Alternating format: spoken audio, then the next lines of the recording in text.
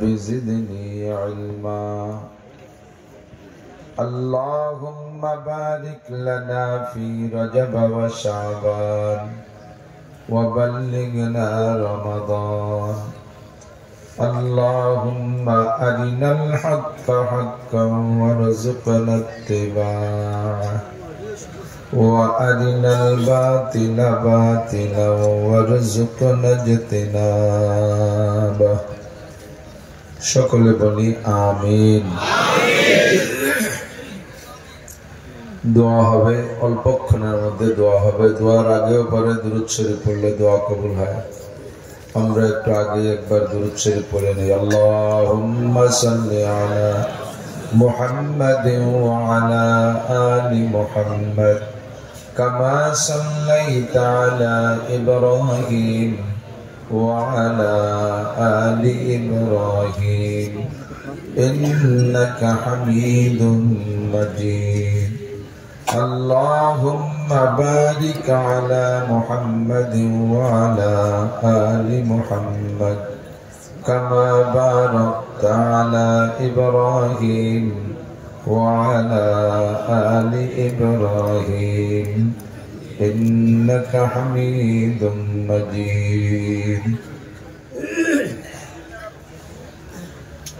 ঐতিহাসিক গাজীর ভুঁইয়ের বড়দিয়া মোল্লাদি শ্রীযুতপুর রাঘদি মকসুদপুর গোপালগঞ্জের উদ্যোগে আয়োজিত 3 দিন ব্যাপী 11তম ইসলামী মহাসম্মেলন। অধ্যকার ইসলামী মহাসম্মেলনের দ্বিতীয় দিনের শেষ অধিবেশনের সম্মানিত সভাপতি, এতক্ষণ পর্যন্ত বয়ান করেছেন আহলে হক উলামায়ে কেরাম। এই মহাসম্মেলন পরিচালনার উলামায়ে কেরাম, পরিষদের উলামায়ে কেরাম, সকল সদস্যবৃন্দ, গভীর রাত পর্যন্ত বসে আছেন দিন পিপাসু মুসলমান বাপ ও ভাইরা। আল্লাহ তাবারক ওয়া তাআলা শাহী দরবারে শুকর পাঠাই যে আল্লাহ তাআলা দামি মাসের দামি রাত রজব মাসের জুমার রাত্রে আমাদের এই ফাঁকা মাঠের ভিতরে জান্নাতের আশায় জাহান্নামের ভয়ে, হেদায়েতের আশায় গুমরাহির ভয়ে, সওয়াবের আশায় গুনার ভয়ে, শিরিক ও কুফর মুক্ত ঈমান গড়ার লক্ষ্যে বিদআত মুক্ত সুন্নতি আমলের প্রশিক্ষণ দেওয়ার জন্য আশার বসার অবস্থান নেওয়ার তৌফিক এনায়েত করেছেন। শুকর আদায় করি আলহামদুলিল্লাহ। শরীয়ত সম্মত কোরআন সুন্নাহকে সামনে রেখে যে ইবাদতই করবেন ওই ইবাদতে আল্লাহ পাক খুশি হয়। আর প্রত্যেকটা ইবাদতের শেষে দোয়া কবুল হয়। নবী পাক বলেন মুস্তাকিল ইবাদতের পরে দোয়া করলে দোয়া কবুল হয়। স্বয়ং দোয়াই একটা ইবাদত। হাদিসে আছে দোয়া হুয়াল ইবাদত, দোয়া মুনাজাতি ইবাদত। ইবাদত মানে আল্লাহ পাক রব্বুল আলামিনের কাছে আনুগত্য স্বীকার করা, তার হুকুম মেনে চলা, তার কাছে প্রার্থনা করা। দিনব্যাপী মাহফিলে আলোচনা হয়েছে, দেশবরেণ্য উলামায়ে কেরাম আসছেন, শরীয়তের অনেক বিধিবিধান আপনাদেরকে শিক্ষা দিয়েছেন, জেনেছেন, বুঝেছেন। 5 ওয়াক্ত নামাজ এই ময়দানে ফাঁকা জায়গায় বিশ্ব ইস্তেমার মতো বসে দাঁড়িয়ে আপনারা নামাজ আদায় করেছেন। অনেক ইবাদত রাতের এতক্ষণ করেছেন। এই ইবাদতের শেষে শেষ ইবাদত হবে দোয়া। আজকের জন্য আজকের দোয়া। দোয়া সংক্রান্ত 2-4টে কথা বলে ইনশাআল্লাহ দোয়া করব।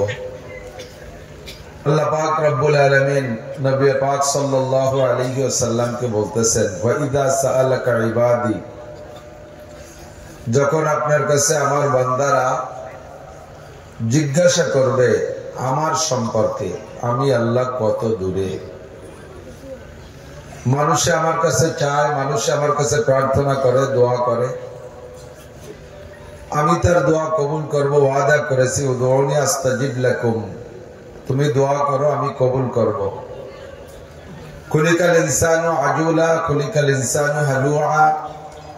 মানুষকে আল্লাহ তাআলা ব্যস্ততা দিয়ে তৈরি করেছেন। দোয়াটা করার সাথে সাথে যদি কবুলিয়াতের কোনো আলামত পায় তাহলে মানুষ তৃপ্তি পায়। সারা দুনিয়ার সমস্ত মানুষকে আল্লাহ তাআলা ব্যস্ততা দিয়ে সৃষ্টি করেছেন। সবচাইতে বেশি ব্যস্ত বাঙালি, সবচেয়ে বেশি ব্যস্ত মুসলমান, তার মধ্যে আবার বেশি ব্যস্ত বাঙালি।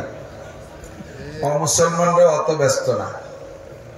ওরা 200 বছর আগে গাছ লাগাবে, 200 বছর পরে ফল ধরবে, এতদিন পানি ঢালতে থাকবে। খ্রিস্টান, ইহুদ, নাসারা, অমুসলমানদের স্বভাব এরকম, ওরা খুব ধৈর্যশীল।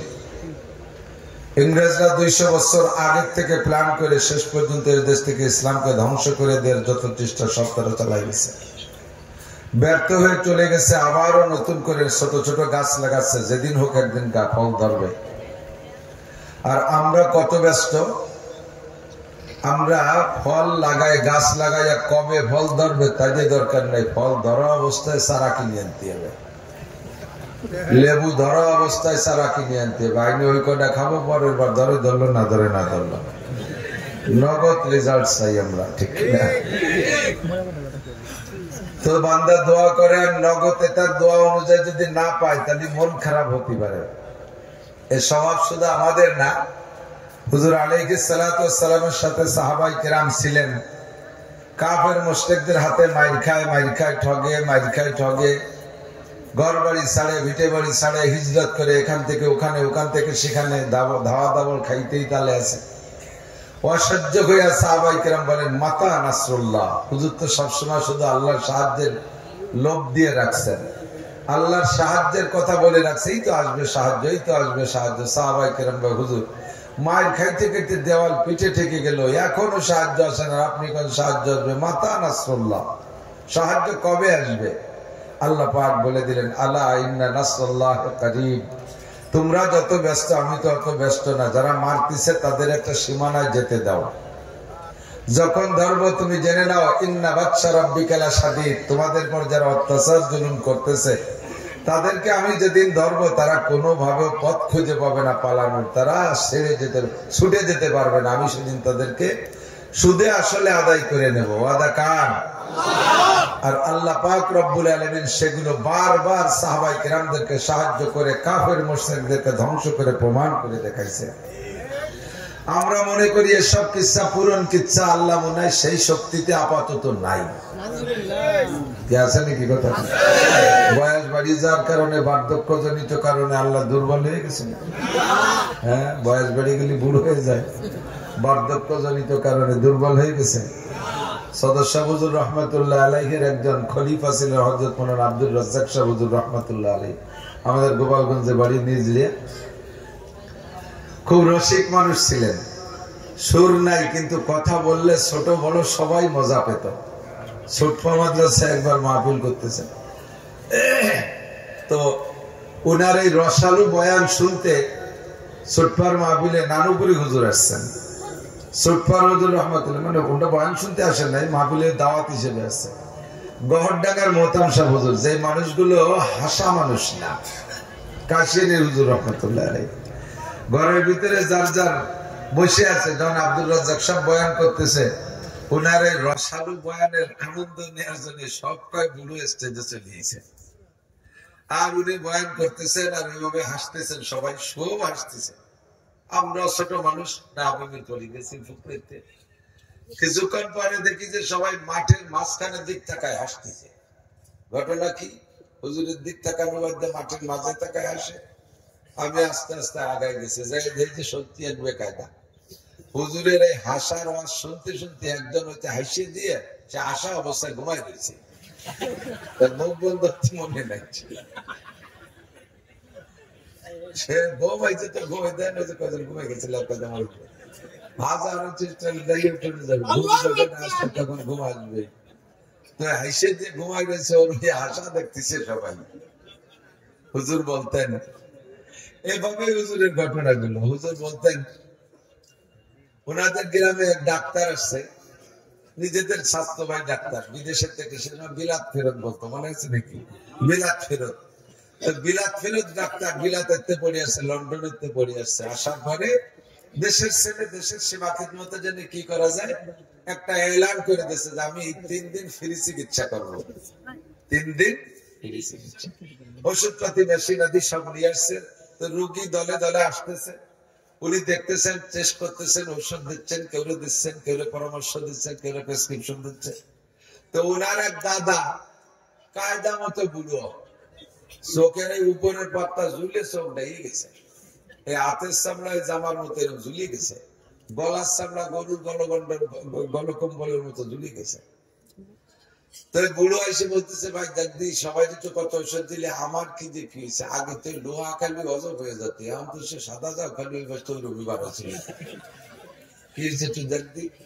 উনি পরীক্ষা নিরীক্ষা করে দিয়েছে, কয়েছে দাদা এ কোনো ওষুধই কাজ হবে না, এটা বার্ধক্য জনিত কারণ। কোন কারণ? বার্ধক্য জনিত কারণে এরকম হচ্ছে।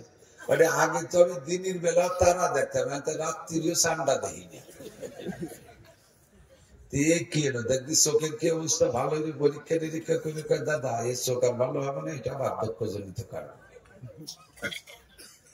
এরপরে বলতেছে বাড়ি আগে যেভাবে হাঁটতে পারতাম সেভাবে হাঁটতে পারি, সোজাই দাঁড়াতে পারিনি। এই জায়গায় ক্যালসিয়াম টেলসিয়ামের কি দেখেছি দেখবি দেহটা কয় কি যে দাদা তোমার আর ক্যালসিয়ামের বয়স নেই, বার্ধক্য জনিত কারণ, এর কোনো ওষুধ নেই। যেটাই কয় বার্ধক্য জনিত কারণ, বুড়োর কোনো ওষুধ নেই। বুড়ো পাইয়েছে উঠে ডাক্তারের গালে তুলে দিয়েছ, সবাইকে ওষুধ দাও, সবাইকে চিকিৎসা দাও, আমি যেটাই কই সেটাই বার্ধক্য জনিত কারণ। 200 ডাক্তার কয় দাদা সর দিলে দিলেন, এটাও বার্ধক্য জনিত কারণ। বয়স থাকলে বসতেন যে টাইম বিবেল ডাক্তারে চড়ানো যায়, বার্ধক্য জনিত কারণ। আল্লাহ পাক আমাদের দোয়া কবুল করতেছে না, আমাদের কিছু দেখাচ্ছে না। আল্লাহ কি শক্তিতে দুর্বল হয়ে গেছে? বার্ধক্য জনিত কারণ। আল্লাহ কয় আমি দেখি ফামাহিলিল কাফিরিনা আমহিলহুম রুয়াইদা, সুযোগ দিয়েছি কাফেরদেরকে, দেখি কত উপরে উঠতে পারে। যত উপরে উঠানো যায় আষাঢ়ে তত জোর বেশি হয়। কতক্ষণ স্টেজের থেকে গড়ায় পড়লে, স্টেজের থেকে গড়ায় পড়লে মরে না, খাটের থেকে গড়ায় পড়লে একটু ব্যথা পায়, হাত পাও ভাঙতে পারে, মরে না। 200 হাত উপরের থেকে যদি আষাঢ় দেয় তাহলে মরে কি বাঁচে? মরে কি মরে না?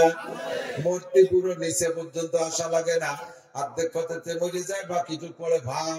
কতক্ষণ যত উপরে নিয়ে যায় আষাঢ়ে তত জোর হয়। আল্লাহ নমরুদকে উপরে নিছে, আষাঢ় দিয়ে মেরে দিছে। ফেরাউনকে উঠতে সুযোগ দিছে, আষাঢ় দিয়ে মাইরা দিছে। কারুনকে উঠতে সুযোগ দিছে, আষাঢ় দিয়ে মাইরা দিছে।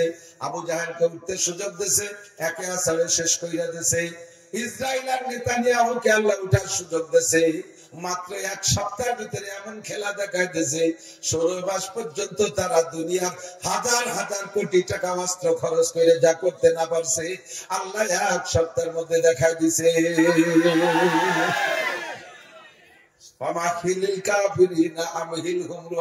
তোমরা খালি আল্লাহ কি রে, আল্লাহ কি রে, আল্লাহ দেয় না কেন? আল্লাহ কিন্তু দেখি কত উপরে উঠতে পারে, যত উপরে উঠানো যাবে আষাঢ়ে তত জোর বেশি হবে। হাজার হাজার কোটি টাকা ধ্বংস করে দিয়েছে। আমেরিকার ভিতরে সবচাইতে উন্নত সিটি ক্যালিফোর্নিয়া। যত তারকা, তারকা মানে আকাশের তারকা না, দুনিয়ার ন্যাংটা তারা, চলচ্চিত্রের নায়িকা, গায়িকা, আদিল হাজির, পুরোকে ভাতা গিয়া, যেগুলো বিলাসিতা লোভী সেইগুলো জায়গা বসবাস করত। সব ভিটে বাড়ি কুড়াই দিয়েছে, পরনের কাপড় লেংটি পরে পরে যাইয়া পাকা জায়গা দাঁড়ায় কাঁদতেছে। দেখ গাজার মুসলমানরা কানলি কেমন লাগছিল, কান্দাটা কান্দি দেখলি। ধরে কে, মারে কে, বাঁচায় কে? আমরা ব্যস্ত হওয়ার দরকার নাই। আমরা তাৎক্ষণিক ভাবে রেজাল্ট না পাইলে মন খারাপ। আল্লাহ পাক বলেন ইজা সালাকা ইবাদি আন্নি, হে নবী তোমার কাছে আমার বান্দারা জানতে চাইতে পারে আল্লাহ কত দূরে। আমরা বাংলাদেশ থেকে ডাকি, তাই থেকে আল্লাহ শোনে না নাকি? আল্লাহ কত দূরে আপনি বলে দেন ফাইন্নি করিব, ও বান্দা আমি একটু দূরে না। গাজীর বইতে আসছো, বাড়ির মসজিদে আমারে পাইছো, ডাঙ্গার মধ্যে বিলির মধ্যে চকের মধ্যে আমারে পাবা না তা না, আমি আল্লাহ তোমার অতি নিকটে ফাইন্নি করিব। এই গভীর রাতে উজিবু দাওয়াতাদ দাঈ ইযা দাআন, বিছান থেকে উঠে আসো, দোয়া করো, আমি তোমার দোয়া কবুল করার জন্য এখনই আমার রহমতকে আখেরি আসমানে পাঠিয়ে দিচ্ছি, এখনই আমার রহমতকে আখেরি আসমানে পাঠিয়ে দিচ্ছি। তুমি দোয়া করবা, আমি কবুল করব। উদউনি আস্তাজিব লাকুম, দোয়া করো, দোয়া কবুল করব। এবার বলি আল্লাহ, এই গাছের বইতে তো 11 বছর ধরে আসতেছি, কত দোয়াই ভাকাডাঙ্গাতে করে গেলাম, তেমন তো দেইতেই দেখছি। আল্লাহ কয় দোয়া করো ঠিক, কিন্তু দোয়া কবুল না হওয়ার আকামটাও তো করো ঠিক। হোমিওপ্যাথ ঔষধ খাইলে রোগ সারে, কিন্তু হোমিওপ্যাথ ঔষধের একটা দুর্বলতা আছে, হোমিওপ্যাথ ঔষধ খাইয়ে তেঁতুল খালি ঔষধের কাম সারা কাজ হয় না। বিএস খালি দেন না, হোমিওপ্যাথ ওষুধ খাইছেন নাকি? ওই অ্যালোপ্যাথ ওষুধ খাইলে ডাক্তারে ওষুধ দিয়ে দেয়, যাও খাওয়াবে, কিন্তু হোমিওপ্যাথ ওষুধ দিয়ে কয় কি, এটা খাবা না, ওটা খাবা না, হ্যাঁ, চিংড়ি মাছ খাবা না, শাক খাবা না, মাটির উপরে তা কিছু খাবা না, তলের তা কিছু খাবা না, শাক খাবা না, ইলিশ মাছ খাবা না, কই মাছ খাবা না, তারপরে হাঁসের ডিম খাবা না, হাঁসের গোশ খাবা না, গরুর ডিম খাবা না, গরুর গোশ খাবা না, কিছু খাবা না। তার মানে আমার ওষুধই খাওয়া যাবে, কিন্তু এর একটা দুর্বলতা আছে, এইগুলো খালি নষ্ট হয়ে যায়, এই জন্য পাইকারি দরে নিষেধ করে দেয়, ঠিক না? আল্লাহ কয় দোয়া করবো কবুল কর, দোয়া করবা কবুল করবো, কিন্তু কবুল না হওয়ার জন্য যে তেঁতুল খাইয়ে বসে রয়েছে, এই মাঠের থেকে প্রতিজ্ঞা করে যাবা, ওই তেঁতুল গুলো খাবা না। ইব্রাহিম ইবনে আদহাম রাহমাতুল্লাহ আলাইহির কিসসা মাঝে মাঝে উলামায়ে কেরাম আংশিক বলে। ইব্রাহিম বলখিও বলে, বলক একটা দেশ, বলকের রাজা ছিলেন ইব্রাহিম বলখি, বহুত বড় প্রভাবশালী রাজা বাদশা ছিলেন, মুসলমান বাদশা। আল্লাহু আকবার। রাতের বেলা একদিন ছাদের উপর দিয়ে, ওনার বিল্ডিং এর ছাদের উপর দিয়ে একজন টক টক করে খড়ম পাই দিয়ে হাঁটতেছে, 4-5 তলা দালানের ছাদের মধ্যে। কলমের শব্দ শুনে উনি ওখান থেকে ডাক দেখায়, ছাদের উপরে কে? একজন কয় যে আমি। তুমি কে? আমার, আমি তো অমক। কি খবর, ও জায়গা কেন? আমার উট হারাই গেছে, তাই ছাদের পর আইছে নাকি দেখতে গেছে। উনি খাটের পর রাজপ্রাসাদে শুয়ে গাদা গুটা খাট, এই উট করে দিচ্ছে দালানের সাথে উঠতে পারে, তা 5 তলা দালান, এত বড় উট আসে। উপরের থেকে ওই লোক বলে, নিচের উট যদি 5 তলা দালানের উপরে উঠতে না পারে, রাজপ্রাসাদে অত দামি খাটের ভিতরে শুয়ে আল্লাহর সাথে দেখা হতে পারে না। ছাদের উপরে যদি উঠ না পাই, রাজখাটের উপরে কি করে আল্লাহ রে বাবা? ছোট্ট একটা আওয়াজ করে দিয়ে লোকটা গায়েব হয়ে গেছে, আর লোকের খবর নাই। 5 তলা দালানের পর আইসে যদি উঠ না পাই, তাহলে রাজখাটে শুইয়া আল্লাহ রে বাবা কিভাবে? রাতের বেলা মায়ের ঠেতেছে, উনার এই বেড বিছানা বানায় দেয় এক বান্দি, উনার বান্দি খাদেমা, বান্দি সুন্দর করে বিছানা বানায় দেয়, একেবারে জাজিমতে শোক দিয়ে ফুল পাউডার দিয়ে সুন্দর করে সাজায় রেখে দেয়। উনি এসে ওর মধ্যে শুয়ে পড়ে, দীর্ঘদিন পর্যন্ত বান্দিতে খেদমত করে। এই খেদমতের ভিতরে একদিন উনি বাইরে রয়েছে, বান্দিতে বিছানা সুন্দর করে বানাইয়া, ভাই মাঠের মধ্যে আল্লাহরে পাওয়া যায়, খাটে আল্লাহরে পাওয়া যায় না, মাঠে পাওয়া যায়, খাটে পাওয়া যায় না, কথা কান।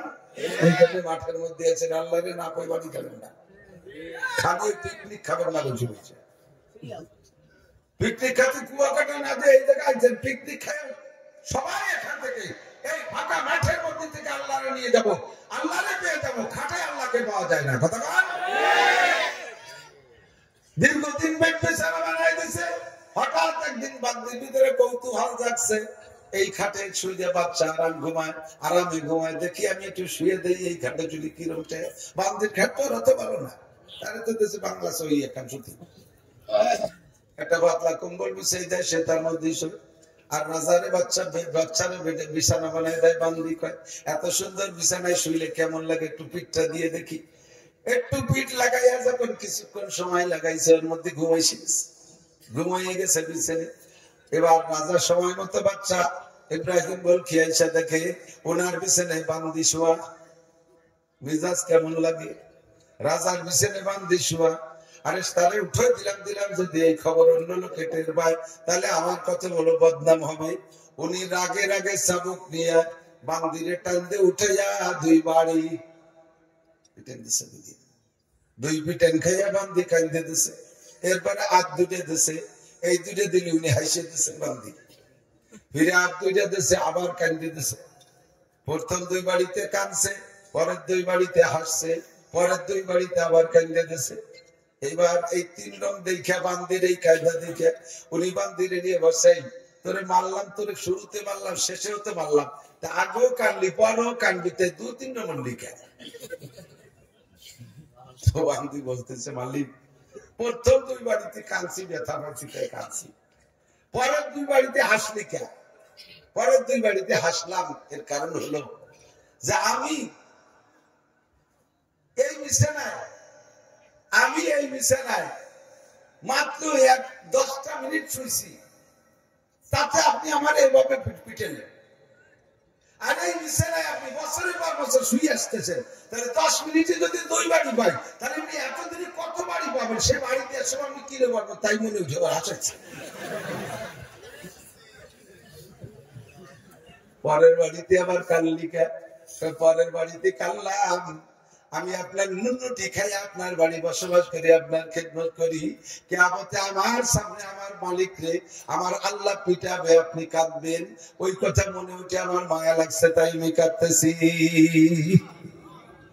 ইব্রাহিম ইবনে আদম কয়, তাহলে ঠিক আছে, আর হবে না। আয়তে হাম মিসলে বুলবুল সায়রে গুলশন কে লিয়ে खुश रहो बागबानों, मैं तो अपना घर चले, ले ले माली बाग ले ले, मैं तो अपना घर चले। মন্ত্রী পরিষদ থেকে কয়, আরে পাঁচতলা দালানের পর যদি উঠ পাওয়া না যায়, খাটে বসে আল্লাহরে পাওয়া যায় না। বান্দি আমার আজকে চরম শিক্ষা দিয়ে দিছে, বান্দি আমারে চরম শিক্ষা দিছে। 10 মিনিটের জন্য এই খাটে শুইলে যদি সে 6 বাড়ি পায়, আমি বছরের পর বছর ঘুমাইলাম এই খাটে, আমার কি পরিমাণ পিটন হবে? এই খাটে আর কোনোদিন ঘুমাবো না। এই বলে সব কিছু মন্ত্রী পরিষদের কাছে বুঝে দিয়ে একেবারে বিলকুল পাগল হয়ে গাছের ভিটে চলে এসেছে। জঙ্গলে জঙ্গলে কাটায়, এমন ছদ্মবেশ হয়ে গেছে, এমন পাগল হয়ে গেছে, বাড়ি সব কিছু থাকা সত্ত্বে কাহারো কাছে কোনো সম্পর্ক নাই। যেই পোশাকে আসছে ওই পোশাক পরে চলতেছে, ছিঁড়ে যায়, বসে বসে সেলাই করে, সাগরের পাড়ে বসে জামা সেলাই করতেছে। মন্ত্রী বর্তমানে যারা ক্ষমতায় আছে তারা ওখানে যায়, আসে তাকে পাগলটা বসে এই করতেছে। ওনার পরবর্তী যিনি প্রেসিডেন্ট, সে বলতেছে, আপনারা সুখে খাতে বুদ্ধি কিলায়, এত আরামে এসেছিলেন, সব ফেলাইতে সুই সুতো দিয়ে নিজের জামা সেলাই করেন, আপনি এর মধ্যে পাইছেন কি? কি পাইছি দেখবি, দেখা কলি রাগ করে সুই ধরে পানিতে ফেলাইতে যা, সুই দিয়েছি না যদি তোকে সয়ে পড়ে, আমার এই সুইতে কাকা উঠছিলাম যদি তোকে কারা সুই রাগ করে ফেলাইতেছে। মন্ত্রী দেখায়, ছেলে একটু সুই তাও ফেলাই দেন, যাই হাম কি ছিঁড়ে গেলে আপনি যাওয়া সেটা কিনে কয় যে সুই আমার অভাব আছে নাকি, সুইর ব্যবস্থা আল্লাহ করে দেবে। কিভাবে? কয় যে পানিরে যদি বলি, সাগরে যদি বলি আমার সুইটা লাগবে, তাহলে এখনই দেখবে সুই চলে আসবে। কয় যে এত বড় সাগরের মধ্যে সুই পাবেন কোন জায়গায়? কয় দেখতে চাস না শুনতে চাস? কয় একটু দেখান। বলার সাথে সাথে, হে সাগরের মাছ, আমার সুইটা ফেরত দাও। হাজার হাজার লক্ষ লক্ষ মাছে মুখে করে এক একটা সুই নিয়ে ভেসে পড়ছে। আল্লাহু আকবার। এবার কয়, হে মাছ, এত সুই তো আমার না, আমার সুই মাত্র একটা, আমারটা দিয়ে বাকিগুলো ডুবে যাক। মাত্র একটা মাছের সুই মুখে করে রেখে বাকি সব মাছগুলো ডুবে গেছে। এবার উনি বলেন, যতদিন রাজপ্রাসাদের সাথে ছিলাম অতদিন পর্যন্ত মানুষে আমার কথা শুনতো, পশু প্রাণীতে আমার কথা শুনতো না। সব ছেড়ে দিয়ে যখন চলে আসছি, পশু পাখি প্রাণী জগৎ সবাই আমার কথা শুনে। মান কানা লিল্লাহ কানাল্লাহু লাহু, যে আল্লাহর হয়ে যায় আল্লাহ তার হয়ে যায়, আর যে আল্লাহ যার আল্লাহ হয়ে যায় সব কিছু তার হয়ে যায়। ইব্রাহিম ইবনে আদম বুজুর্গকে ওনার এক সাগরেদ জিজ্ঞেস করছে, হযরত আল্লাহ নাই ফরমায় আবুদুনি আস্তাজিব লাকুম, দোয়া করো দোয়া কবুল করব। আমরা বহুত দোয়া করি, বেশিরভাগ দোয়াই তো কবুল হয় না দেখি, তা আল্লাহ কি মিথ্যে কথা বলছেন নাকি বুঝলাম না। ইব্রাহিম ইবনে আদম বলে, না আল্লাহ মিথ্যে কথা বলে নাই, তোমরা 5 কাপ তেঁতুল খাইয়ে বসে রইছো, এই জন্য হোমিওপ্যাথি ঔষধে কাজ হচ্ছে না। তোমার দোয়া 5 वजह से कबूल नहीं होती है, 5টা কারণে তোমাদের দোয়া কবুল হয় না। হুজুর বলেন তো 5টা কারণ কি? 1 নম্বর কারণ হলো তোমরা আল্লাহ को मानते हो, अल्लाह के अल्लाह बोले स्वीकार करो, लेकिन उसका हक अदा नहीं करते हो, किंतु अल्लाहर हक अदाय करो ना, अल्लाहर যা পাওনা তা পরিশোধ করো না, শুধু মুখেই বলো আল্লাহ আছে। এ ভাই আল্লাহ আছে না নাই? একটু বলেন আছে। কয়জন আছে? কয়জন? কুল হুয়াল্লাহু আহাদ, বলেন কুল হুয়াল্লাহু আহাদ। আল্লাহ কয়জন? এই কথা মুখে স্বীকার করেন, আল্লাহর কোনো হক আছে না নাই? কি হক আল্লাহর আছে?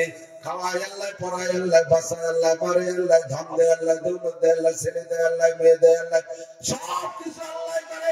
আল্লাহর এক নম্বর হক, পাঁচ ওয়াক্ত নামাজ তুমি নিয়মিত পড়ো না বান্দা, আল্লাহর এক নম্বর হক তুমি নষ্ট করো। বিপদ আপদে পড়লে আল্লাহর কাছে যতটুকু চাও, দুনিয়ার নেতাদের কাছে তার চাইতে বেশি চাও, খাজা বাবা পীর বাবার কাছে চাও, বিদাতি পদ্ধতিতে যেখানে ওই শয়তানি চলতেছে সেই জায়গাতে মুনাজাত করো, বাবার কাছে ছেলে চাও, খাজার কাছে ছেলে চাও, বট গাছতলা, মন্দার গাছতলা, নিজের গাছতলা যে মান্যত করো, এগুলো সব আল্লাহর হক নষ্ট করো। আল্লাহকে মানো কিন্তু আল্লাহর হক আদায় করো না। বেকায়দায় পড়ে গেলে যখন সবাই ব্যর্থ হয় সেই সময় আসো মুনাজাত করতে, আল্লাহ কয় সুযোগ মতো তুমি ছিলে উল্টো দিকে, আর এখন বেকায়দায় পড়ে আমার কাছে আসো, কাজেই তোমার দোয়া কবুল করা হবে না। এই জন্য তোমার দোয়ার কবুলিয়ত তুমি দেখতেছো না। এক নম্বরে আল্লাহকে মানো, তার হক আদায় করো না, এই কারণে দোয়া কবুল হয় না। সংক্ষেপে বলি জবরদস্ত দিক তাকান। দুই নম্বরে কোরআন পড়তে हो, কোরআন পড়তে হলে কি उस पर अमल नहीं करते हो।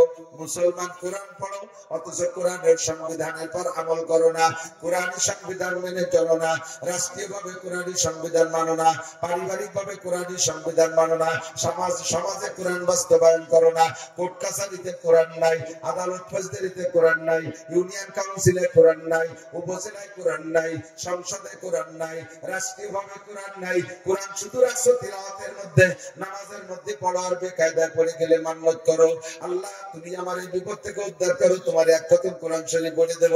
কোরআন শরীফ বানাইছো মান্নতের তাবিজ, এর কারণে তোমাদের দোয়া কবুল হয় না। কোরআনে কত আছে সংবিধান সব তুমি মেনে চলবা, বলতে গেলে পুরো বছরের পর বছর লেগে যাবে। এক কথায় আমরা কোরআন পড়ি কিন্তু কোরআনের পর আমল করি না, এজন্য দোয়া কবুল হয় না। तीन नंबर, तुम आशिक रसूल का दावा करते हो लेकिन सुन्नत रसूल की पैरवी नहीं करते हो। तुमरा उम्मत रसूल बोले दावी करो, ला इलाहा इल्लल्लाह मुहम्मदुर रसूलुल्लाह, कलेमा पढ़े अल्लाह के रसूल के तुम स्वीकार करो, किंतु तुम्हार कोनो जगह सुन्नत नहीं, कल्ब में सोच नहीं, रूह में एहसास नहीं। अरे कल्ब में सोच नहीं, रूह में एहसास नहीं, कुछ भी पैगाम मोहम्मद का तुझे पास नहीं, कुछ भी पैगाम मोहम्मद का तुझे पास नहीं। नबी बताई तुम्हें व्यतीत हो ना, नबी के गाली दिले तुम्हारा अंतर कांपे ना, तुम्हारा आका गुला कोनो जगह सुन्नत नहीं, माথায় চুলের মধ্যে মেসির সুন্নাত, নেইমার সুন্নাত, না চলচ্চিত্রের নায়ক নায়িকাদের সুন্নাত তোমার চুলের ভিতরে, মোজদারির ভিতরে পশ্চিমা ইহুদি মার্কা সুন্নাত, আরে পোশাকের ভিতরে নায়ক নায়িকাদের সুন্নাত। আল্লাহর সুন্নাত তোর চুলে নাই, আল্লাহর সুন্নাত তোর মোজদারিতে নাই, আল্লাহর রাসূলের সুন্নাত তোর পোশাকে নাই, দস্তরখানার সুন্নাত তোর ঘরে নাই, মেসাকের সুন্নাত তোর পকেটে নাই, বেলাকুরুকের সুন্নাত তোর বাথরুমে নাই, তোর কোন জায়গায় সুন্নাত নাই। আবার বেকায়দায় পড়ে দোয়া করো, আমি দোয়া কবুল করলাম না কেন অভিযোগ করো, তোমার কোন জায়গায় যেহেতু সুন্নাত নাই, কাজেই তুমি আমার উম্মত, তুমি আমার বান্দার কাতারে নাই, তোমার দোয়া কবুল না করলে আমার কিচ্ছু আসে যায় না। দাড়ি কাটা ওয়ালাদের দোয়া কবুল হয় না, দাড়ি কাটা ওয়ালাদের জন্য দোয়া করলে দোয়া কবুল হয় না, মক্কার কামার ইমাম যদি দোয়া করে তার জন্য দোয়া কবুল হবে না। সুন্নতের খেলাফ পোশাক পরছে, টাক মিশিয়া প্যান্ট পাজামা লুঙ্গি পরো, পুরুষের তাদের জন্য যদি কামার ইমাম দোয়া করে, বড় পীর আব্দুল কাদের জিলানীও দোয়া করে, ওই দোয়া কবুল হবে না। বেপরদা করা যারা তাদের দোয়া কবুল হবে না, সুন্নতের খেলাফ পোশাক পরো যারা তাদের জন্য দোয়া করলে দোয়া কবুল হবে না, তারা নিজেরা দোয়া করলে তোমাদের দোয়া কবুল হবে না, কারণ তুমি সুন্নতকে মূল্যায়ন করো না, আর বিপদে পড়ে দোয়া করতে আসছো, তোমার দোয়া কবুল করা হবে না। তিন নম্বর তেতুল, সুন্নত উম্মতের রাসূল रसूल का दावा करते हो लेकिन सुन्नत रसूल की पैरवी नहीं करते हो उम्मत বলে দাবি করো সুন্নাত নাই তোমার কোন জায়গা দাড়ি চাইছে ফেলবেন কবিরা গুনাহ কাইতে ফেলবেন খাটো করে এক টুকরো টুকরো করে রাখবেন আর এর সুন্নাত মনে করবেন আপনি খালি কবিরা গুনাহ না আপনার ঈমান পর্যন্ত নষ্ট হয়ে যাবে কারণ যা সুন্নাত না তার সুন্নাত মনে করলে ঈমান নষ্ট হয়ে যায় আমার দোয়া আল্লাহ কেন কবুল করল না সেই অভিযোগ করেন দোয়া করাছেন হুজুরে দে দোয়া কবুল হয় না নাই ভাই হুজুরই পর অভিযোগ না সেই হুজুর নাই সেই হুজুর পরে হুজুর সেই হুজুর নাই কে সেই হুজুর কি তো আরে সেই হুজুর কাঁসার মাথায় ভূতে তো তলা ঘুরি বাড়ে যাচ্ছে আরে আমি হুজুর হবে প্লাস্টিকের বদনা প্লাস্টিক যে কাঁসার মাথা তো কোনো বাড়ি নেই কাঁসার মাথা আছে না খুব কম কিভাবে কাঁসার মাথা গুলো কিনে নিয়ে গেল আল্লাহ জানে বদনা প্লাস্টিকের হুজুর বলে প্লাস্টিক আমি তলা খোলা ভূতে আসো তুমি আগে বদনাটা কাঁসার দাও কাঁসার একটা বদনা মারে দাও কাঁসার বদনাই তো নাই বদনা তো প্লাস্টিক কাঁসার বদনাটা আমি ফু দেবো তলা না খুলে ওয়াজ করতে আসবো না কাঁসার বদনা কি 100% তুমি মুসলমান হয়ে আসো ফু দেবো লাগবে না কেন তলা খুলেই ভরে যাবে যা বলবো তোমার জন্য তা আল্লাহ কবুল করতে বাধ্য থাকবে স্টপ उम्मत रसूल का दावा करते हो सुन्नत रसूल की पैरवी नहीं करते हो उम्मत बोले दाबी करे सुन्नत नहीं कोनो जगह और दुआ करी ता कबूल হয় না সেই খোটা দাও সাইজ হয়ে আসো दुआ করো इंशाअल्लाह 7 नंबर शैतान को लानत करते हो लेकिन शैतानी काम खुद करते हो 7 नंबर पे निजी तो शैतानी करो शैतानी করি আবার শয়তানের দোষ দাও এই তুই জিনা করলি কে আরে আমি কি জিনা করে মানুষ শয়তানে করেছি শয়তানকে দাতাল তুই দিন নিজে লাইন করলি আমারও জায়গা তোর মোবাইল কাহা করে তুই দিস মোবাইলে তুই কি যে লাইন করে বিশ্বরোডে গিয়ে সে কাকাম করছিস আমার দেখছিস কোন জায়গা এই তুই গাঁজা খালি কয় শয়তানে খাইছে দাতাল তুই তো গাঁজা কিনলি আমার আমি বসাতে দিতে আকাম নীতি করো ধরা পড়ে গেলে তোর শয়তানে কথা করনা ঠিক শয়তান को लानत करते हो शैतानी काम खुद करते हो शैतान को অভিযোগ করো অথচ শয়তানি কাম নিজে করো যে শয়তানের পর দোষ দেয় নিজেকে দোষী মনে করে না ওই লোকটা কখনো গুনাহ থেকে তওবা করে না আর যে গুনাহ থেকে তওবা না করে তার দোয়াও কবুল হয় না কথা বল এই জন্য দোষ করছি আমি যদি আপনাদের কাছে জিজ্ঞেস করি ভাই দেশে এত আযাব গজব বালা মুসিবত কেন সবাইকে মানুষ ভালো না হুজুর মানুষ ভালো না সবাই খারাপ অধিকার জানতে হতে চলে 5 নম্বর তেতুল হলো এই হুজুর কয় इब्राहिम इब्न आदम बोले 5 नंबर तेतुल हो तुम अपने आइब की तरफ नजर नहीं करते हो दूसरे के आइब ढूंढते हो खाली उन्हें दोष तलाश करेगा खाली उन्हें नामाज पढ़े तोड़ लेगी जाए वो शैताনের ভাষা সিনি সামনে অত নামাজ না পড়বি অত খারাপ অন্য নামাজ না পড়বি অত খারাপ তো তুমি এত ভালো কি ধরনের নামাজ গাই খালি পড়ি না আর একটা সুদের ব্যবসা আছে আরে চাকরি দিতে কাটবো ওটা সামান্য কিছু গোষ্ঠী খাই আর সাথীকে নিয়ে বসলে একটু গাঁজা বা খাই তেমন কিছু করি না মাঝে মাঝে ধরো দলে পড়লে একটু জেনাটা করার লাগে সেটা অন্য জিনিস তেমন কিছু করে আর তোর লেগে গেছে 3 লাখ গাছের মধ্যে রোদ খরার ভিতরে বসে রয়েছে এত কষ্ট করতেছে এই মানুষগুলো মারি খারাপ উনি সাধ্য হতে চলে যাচ্ছে আমার সুপ্রাভিজন বলতেন একজন পুরো ল্যাংটা মানে আগাগোড়া কোনো জায়গা পোশাক নেই মাথায় একটা সুতো নেই সারা আগার লোম চাইছে সচ্ছতের মাহাকে খরা বলতে দেওয়া হয়েছে প্রতিমার মতো ওর কোনো জায়গা কাপড় নেই ওর সামনে দিয়ে একজন ছোট একটা গামছা বলে কাঁচা দিয়ে যাচ্ছে এই তোর কথা আর বুঝিস না আবার ঘুরে ঘুরে ভালো লাগে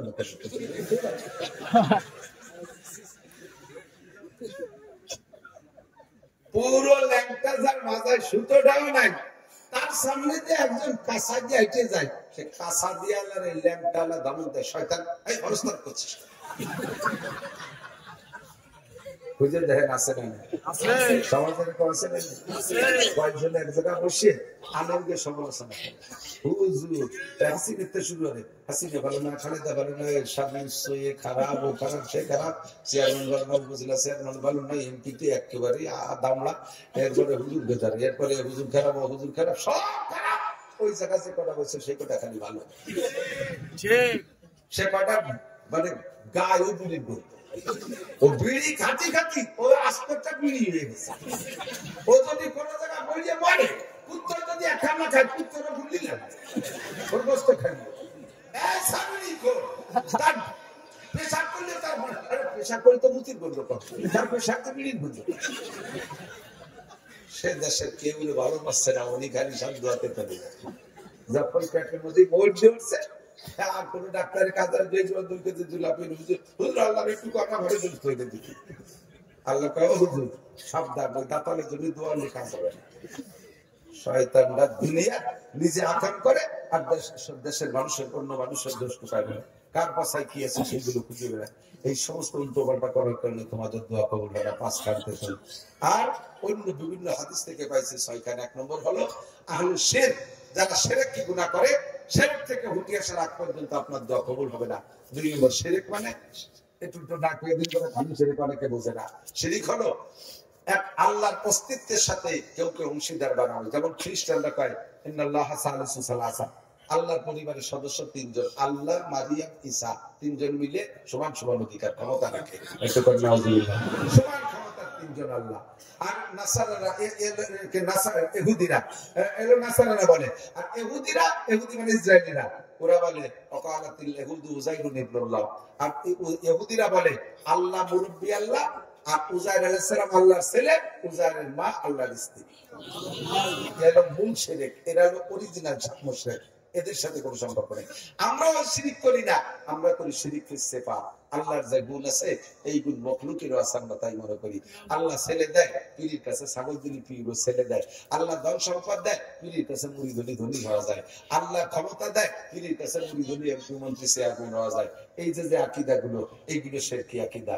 আল্লাহ যেমন সব জায়গায় হাজির নাজির, রসুলও এরকম সব জায়গায় হাজির নাজির, রসুলও হাজির নাজির। যার কারণে মিলাদের মধ্যে ইয়া নবী সালাম আলাইকা কয়ে দাঁড়াই যাই, ইয়া নবী সালাম কেন দাঁড়াইছো?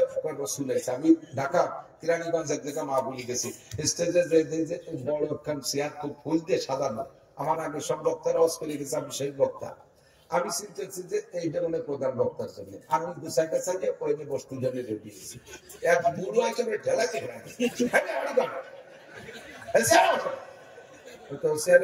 কার জন্য বস্তি রাখছেন এখানে আল্লাহ রসুল মানবে। আমি কখন আসবে? হয়তো হ্যাঁ তোমার কই আসবে, আমি তো কই না কি করে হুজুর আসলো কথা আমি টের পাবো কেন? হুজুর তো ডাকে কাজে এটা তো ওয়াবি হুজুর এটা কি কি না রসুল কখন আসবে, কখন গেল? তোরা এখানে বসে থাকলি, হুজুর এসে চলে গেছে, এরপরে ইয়া হাবি জাহিহান কি ইয়া হাবি সালাম, নবীর সামনে সালাবাত দিতেছে মালাইকা,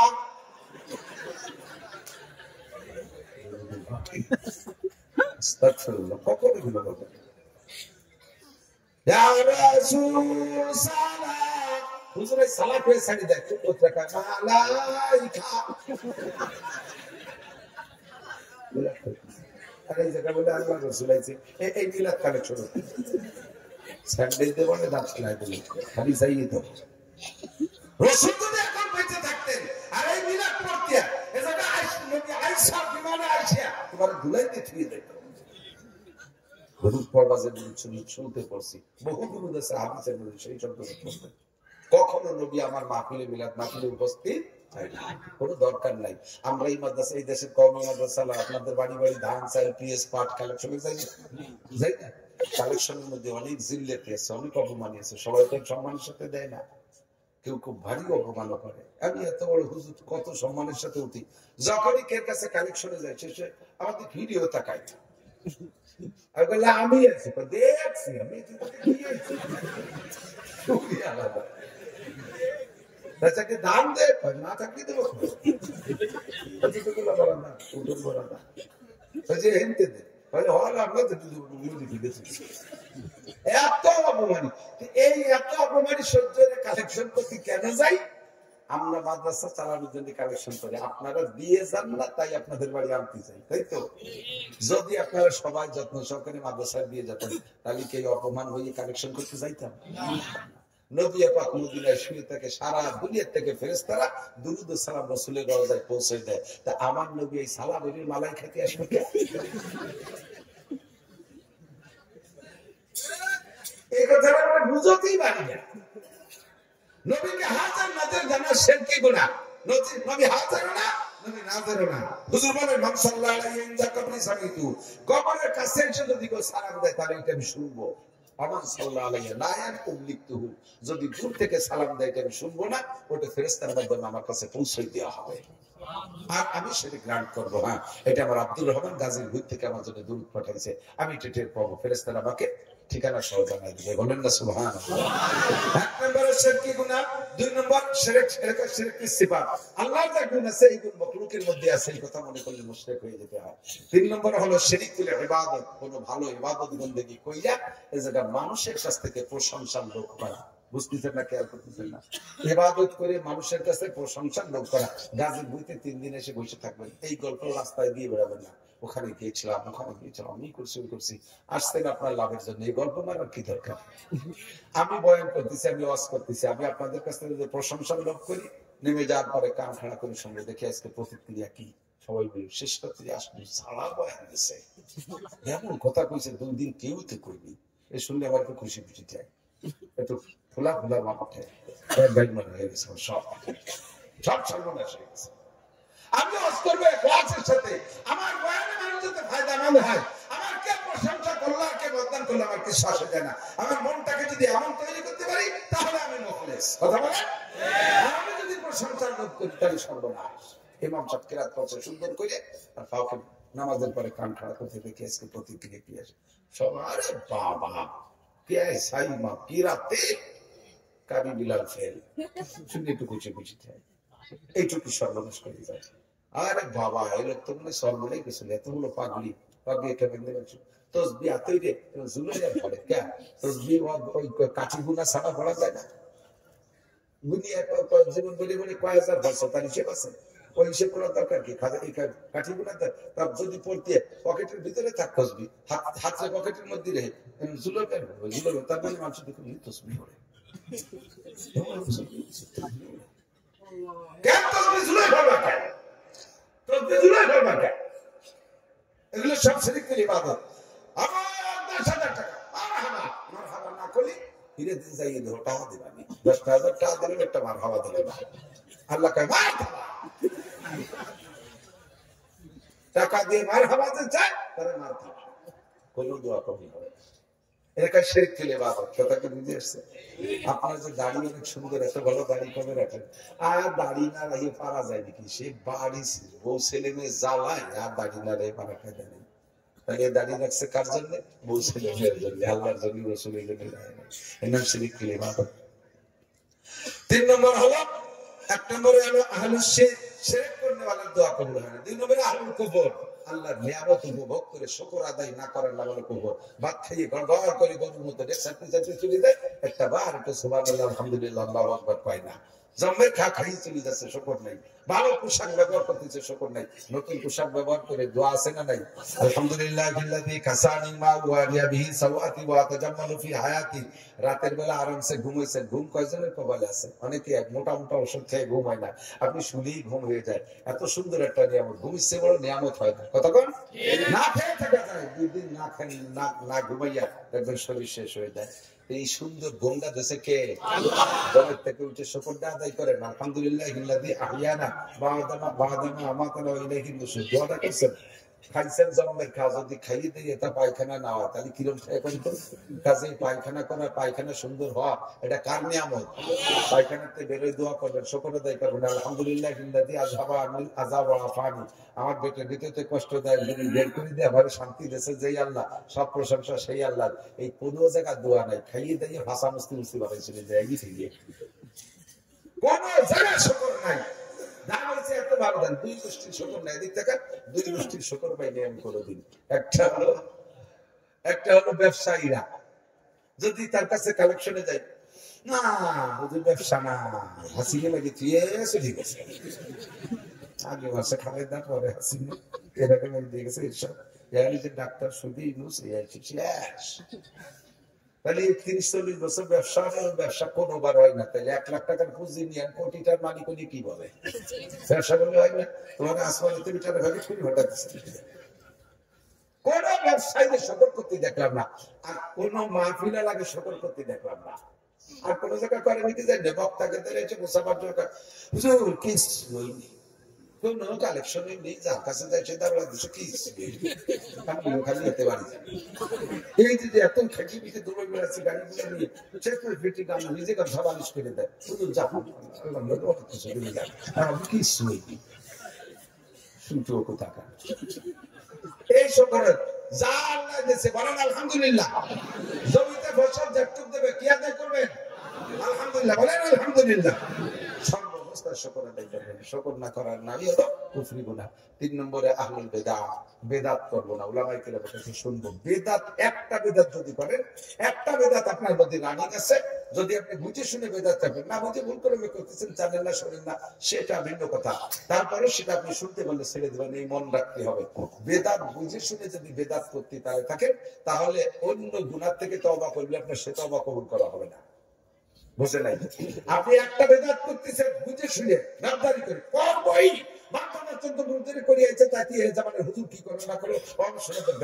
আমি এতদিন করছি করবই, এই বলে যদি খালি দিয়ে সে বেদাতটা করেন, তাহলে অন্য অন্য গুনাহ থেকে তওবা করলে আপনার তওবা কবুল করা হবে না, আপনার কোনো দোয়া কবুল করা হবে না। এই জন্য বেদাত জানতে পারলে ছেড়ে দেবো। রাজি আছেন তো? কোনো কোনো গাদ্দারি করবেন নাকি? বলবেন যে হ্যাঁ বাপদাদা 14 পুরুষ ধরে করে আসছে, এগুলো কি করে ছাড়ি, এগুলো বলবেন না, এটা হচ্ছে হিন্দুদের কথা। 4 নম্বর হলো মূর্তি, কি বলা হয়, আহলুল মান্নান। মান্নান বলে ফোঁটা দেন, ভালো কাজ করছেন, ভালো কাজ করছেন, দান দান করছেন, অনুদান দিয়েছেন, দিয়ে আবার ফোঁটা দেয়, আমারটা খাইয়ে মানুষ হইয়া আমার সামনে বড় কথা কইস। এই কোরআন একদম আছে, আমার টাকা লেখাপড়া শিখে এখন আমার সামনে বড় দাঁড়া দিস, এগুলো বলে মানছেন, এরকম ফোঁটা দেন, কেউ ফোঁটা দেন। মাদ্রাসার আলেমুল্লাহ মারা দিয়েছেন, এখন সেই হুজুরটা আপনাদের দলীয় ভাবে রাজনৈতিক বিপক্ষে চলে গেছে। আশিস করে হুজুর এবার জন্মের খান খাই দিলাম, আমাকে হাসিনে ঠকাই দিয়ে আমার আইসো আমাকে বাড়ি খারিজ করতে। হাসিনে তো আল্লাহ না, হাসিনে আল্লাহ না, হাসিনে আল্লাহ যতদিন এখানে রাখছিল ততদিন ছিল, যখন নিয়ে যাওয়ার দরকার আল্লাহ সবাই নিয়ে চলে গেছে। আবার যদি আল্লাহ ভালো মনে করে এনে দিতে পারে, সে জায়গা আমার কি, আমি তাই বলে আমার ধর্ম ত্যাগ করবো, আমার উলামায়ে কেরামের সাথে বেয়াদবি করবো, এটা কখনো করবো। 4 নম্বর হলো 4 নম্বর 3 নম্বর 4 নম্বর গেছে 5 নম্বর আর 6 নম্বর হলো মুরতাকিবুল বিল কাবায়ের ওয়া মুস্তাহিকুল বিস সাগায়ের। রেগুলার বুঝে বুঝে কবিরা গুনাহ করে যারা, তাদের দোয়া কবুল হয় না। সেজন্য আমি ওই জায়গা বলে যাচ্ছি, যারা রেগুলার দাড়ি কাটে, দাড়ি ছাটে, এদের কবিরা গুনাহ হচ্ছে, এদের দোয়া কবুল হবে না।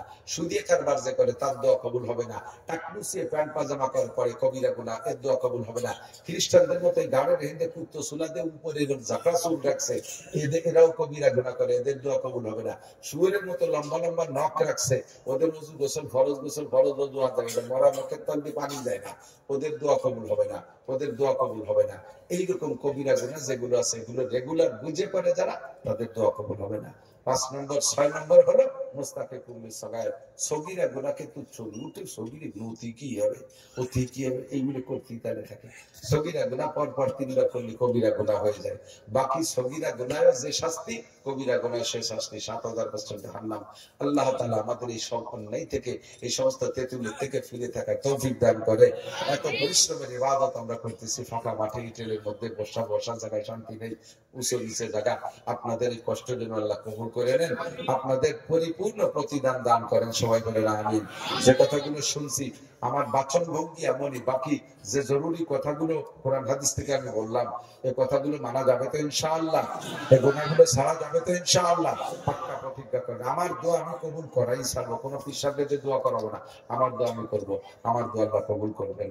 আল্লাহুম্মা সাল্লি আলা মুহাম্মাদ। আমরা তো একটু ইস্তেগফার করে বলি, তওবা করে বলি, আস্তাগফিরুল্লাহ রাব্বি মিন কুল্লি যামবি ওয়া আতুবু ইলাইহি, আস্তাগফিরুল্লাহ রাব্বি মিন কুল্লি যামবি ওয়া আতুবু ইলাইহি, আস্তাগফিরুল্লাহ রাব্বি মিন কুল্লি যামবি ওয়া আতুবু ইলাইহি।